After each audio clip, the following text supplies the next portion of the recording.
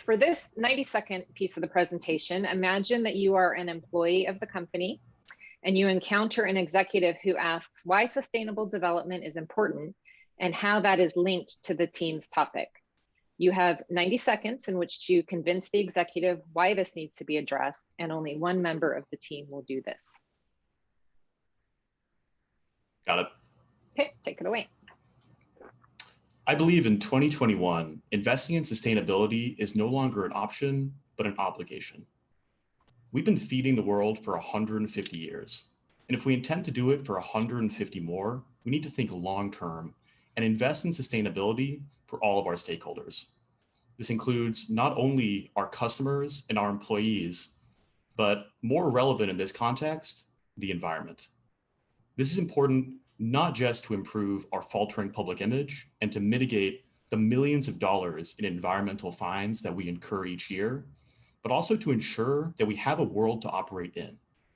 And given our position as the largest privately held firm, we're one of a handful of companies that's in a position to move the needle and actually help the global community in reaching the sustainability goals set out by the UN. It's because of this scale that I believe we have an ethical obligation to prioritize sustainability in our decision-making, as well as being transparent in the progress we're making towards our sustainability goals. Additionally, as millennials become the primary spenders in our economy, the call for sustainability and transparency is only expected to grow. And it's for that reason that we should make sustainability an internal priority now, before regulation forces our hand. Done? Done. Okay, great. Okay, so time well managed on that one. Very nice delivery.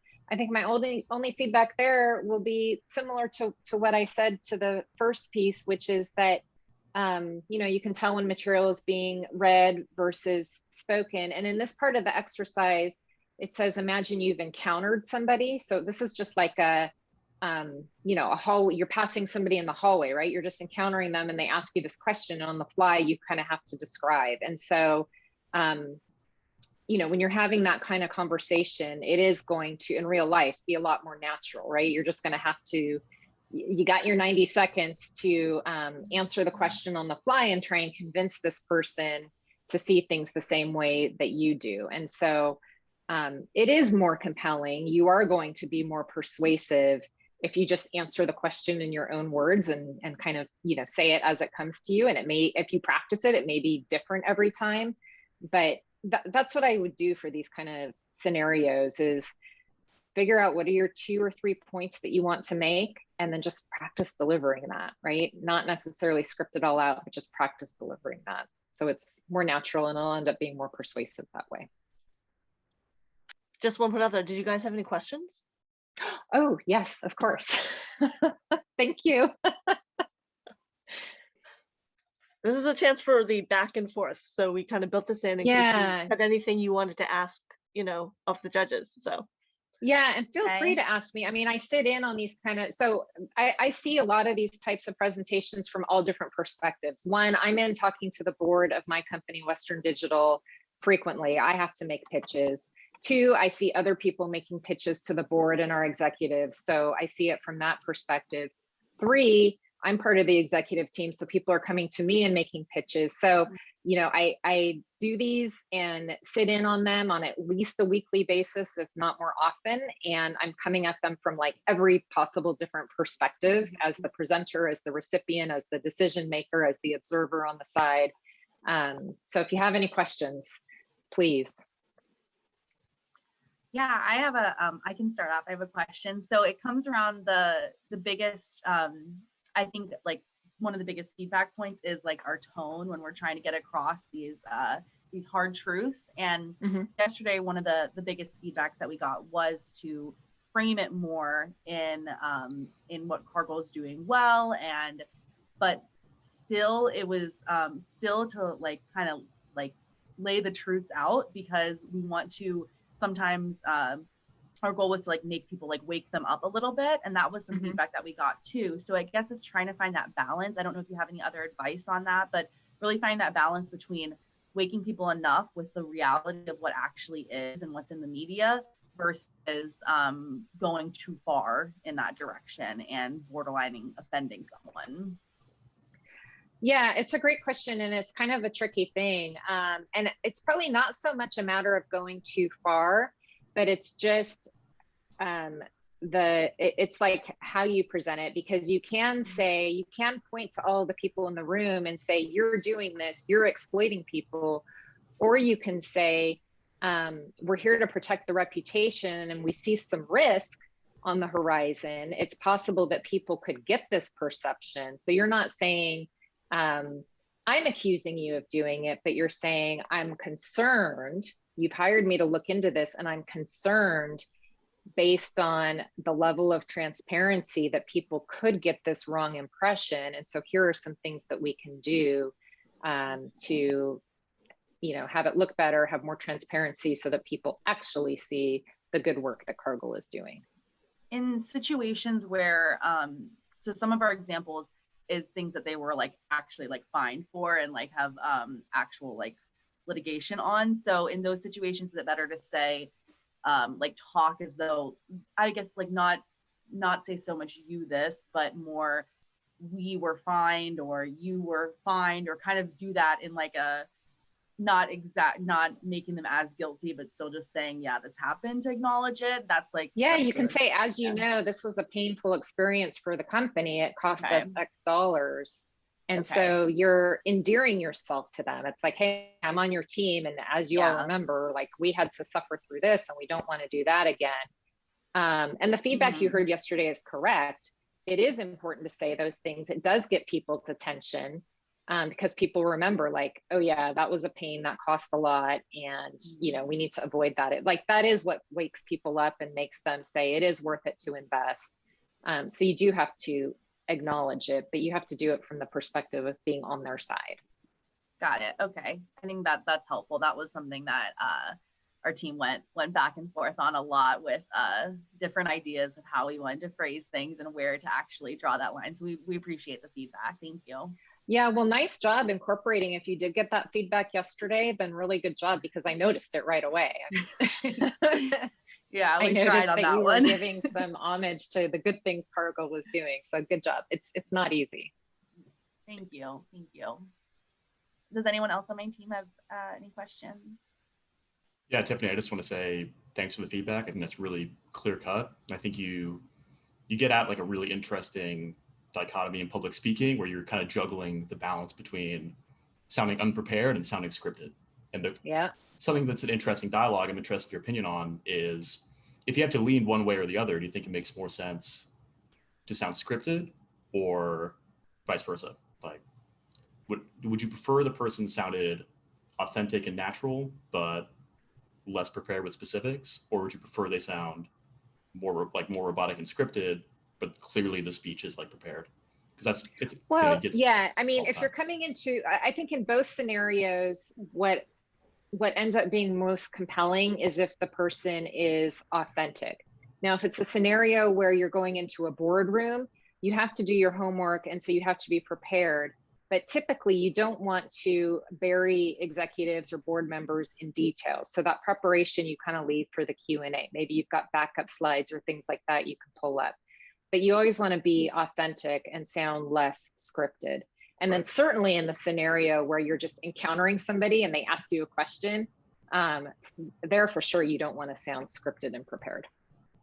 Definitely. Because that really is just you bump into somebody and they ask, and you fortune has granted they you whip these out 90 a prepared seconds. speech. Yeah.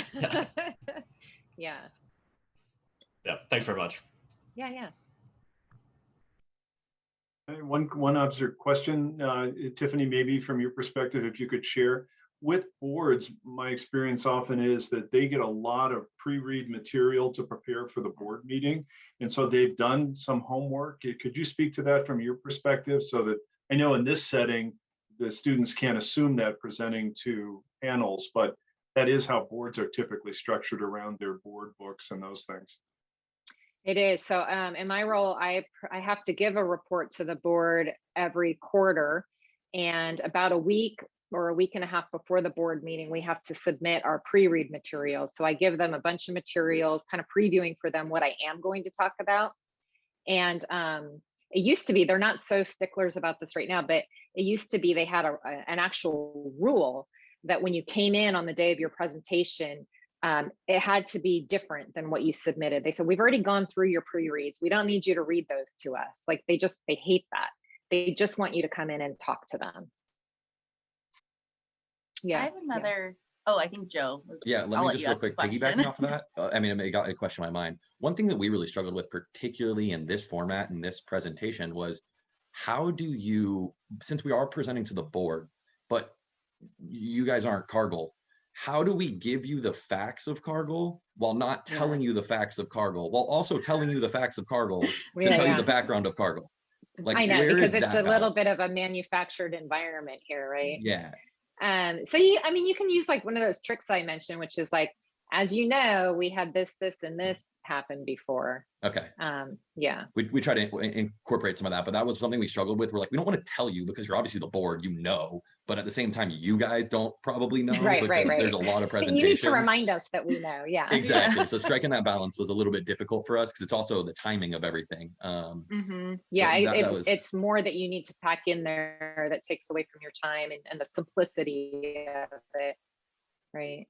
I appreciate that. Thank you. Yeah, but I think you can reference back to, look, as your consultants, we want to show you that we've done our homework. So we know the pain that Cargill has gone through. We know when people come in and have these allegations and damage the reputation. We're aware of this situation. We're aware of that situation. And we want to make sure that we're putting you in the best position for going forward. So that it's just, a different way to put a different kind of spin on it. But still inject those facts into the conversation.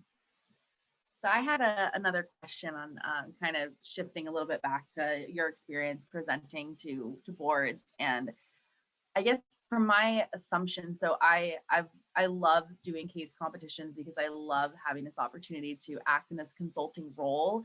From what I've heard and experienced a bit on my own in meetings, it's less of a presentation and more of a conversation. So it is more that back and forth.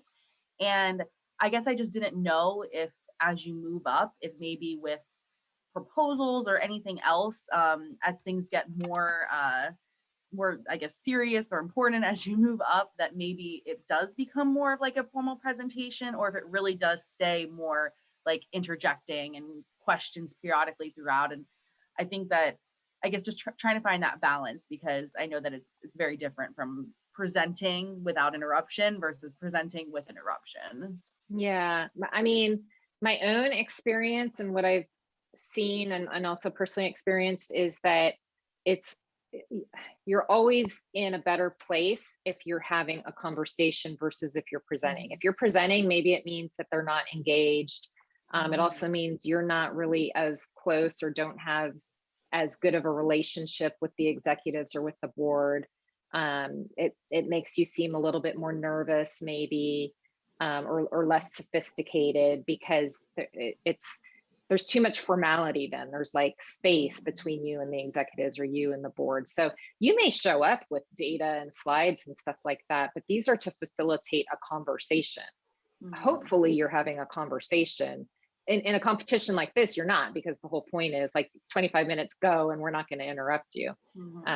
So that's different. But yeah, in real life, it's better if you can get to the point where you're having conversations, and the higher up you go, I think the more like that it is, even if you are coming in with some materials to facilitate.